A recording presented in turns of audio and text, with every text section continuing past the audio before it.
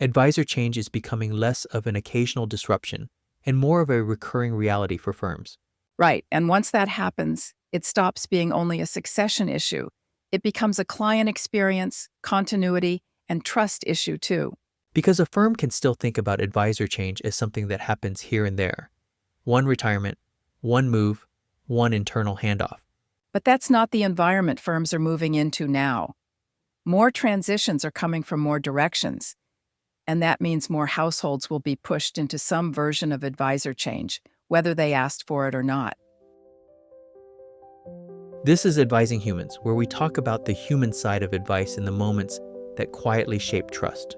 And in this mini episode, we're looking at why advisor change is becoming a bigger risk now.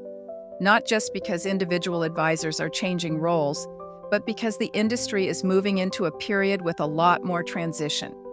And I think that's the part leaders and advisors both need to see clearly. This is not just a niche succession topic anymore. It's becoming a broader readiness issue. Because when advisor change becomes more common, firms are not just managing transitions. They're being tested on whether trust, continuity, and client confidence can hold through them. And that's what changes the stakes. Exactly. This stops being a side issue and starts becoming part of the real client experience firms need to be ready for. Right. It's a much broader shift. A 2025 Cerulli Associates research report indicates that more than 100,000 advisors are expected to retire over the next decade. That's about 37% of the total advisors in the U.S., and those advisors control more than 40% of industry assets. Which is massive on its own. It is, and it means a growing number of client relationships are going to face some form of advisor transition. But it's not only retirement. Exactly. That's the important part. The broader pattern also includes advisor movement, internal succession, book transfers, and rising merger and acquisition activity. So even in firms where no one is retiring right now, clients may still be reassigned because the organization around them is changing. So from the client side, the experience is still the same basic reality. The relationship changes. Yes, and that's why this becomes a bigger risk. More clients are going to experience advisor change whether they actively chose it or not. And if more clients are going to face it, then more firms are going to be tested by it. Exactly. The issue is not only whether advisor change happens, it's how often it happens, and whether the firm is truly ready for the client experience that follows.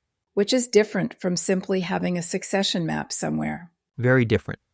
A firm can have names on paper, coverage assigned, and a clean internal plan, and still be unprepared for what the transition actually feels like on the client side.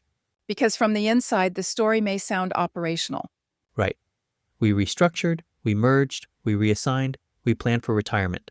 But from the client side, the story may be much more personal. Exactly. The person I trusted is gone. The relationship feels different. I'm not sure yet what this means for me.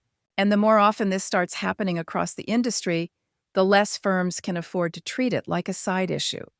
At that point, advisor change stops being a contained operational event and starts becoming a recurring trust and continuity challenge.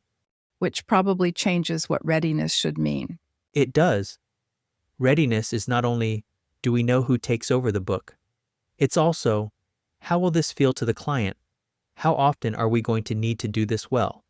And how much confidence does the broader experience already carry before the transition even begins? That's a much higher bar. It is, but it's the more realistic one now, because rising transition volume means more chances to either strengthen trust or weaken it. So the real takeaway here is that advisor change is becoming a bigger risk because more of it is coming and many firms are still built like it isn't. Exactly. More change is coming, more households will feel it, and more firms will be judged by how steady they make that experience. And that's really the point. The question is not just whether change is coming, it's whether the firm knows how to carry trust through it. If this conversation made you think differently about how much advisor change may be coming, share it with another advisor or leader who cares about building a steadier experience before the transition arrives. And if you want a more consistent way for your team to handle advisor change, the Advisor Change Transition Playbook Suite for Advisors gives you shared language, meeting flow, and practical tools to create that experience across advisors. Because the moments that test trust are often the moments that matter most. And that's really what we explore here. Thanks for listening to Advising Humans. We'll see you next time.